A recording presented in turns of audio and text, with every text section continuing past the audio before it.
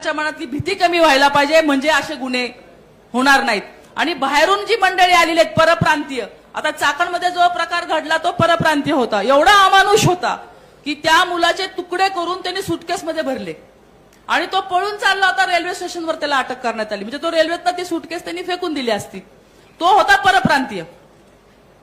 मग आपल्याकडे जे भाडेकरू म्हणून राहतात त्यांचं सुद्धा रेकॉर्ड पोलीस स्टेशनला असायला पाहिजे, नाही तर कोण करून गेलं, कोण मारून गेलं, कुठं शोधायचं, एवढी वाईट परिस्थिती आपली नको। आपलं शहर झपाट्याने वाढते महापौर साहेब, बाकीच्या सुविधा देण्याच्या बरोबर सुरक्षित लोकांची ती सुद्धा आपल्या सगळ्यांची जबाबदारी असं मला वाटतं।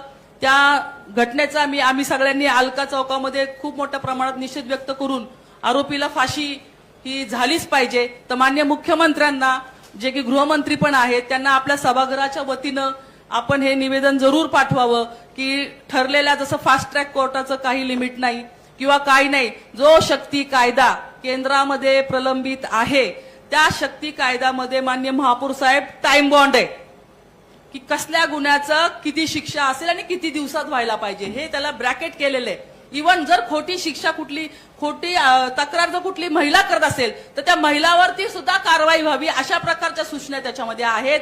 तो शक्ती कायदा लवकरात लवकर पारित करावा अशी आपण आपल्या सभागृहाच्या वतीनं माननीय मुख्यमंत्री यांना निवेदन द्यावं अशी मी या निमित्ताने विनंती करते आणि झालेल्या घटनेचा तीव्र शब्दात निषेध करते।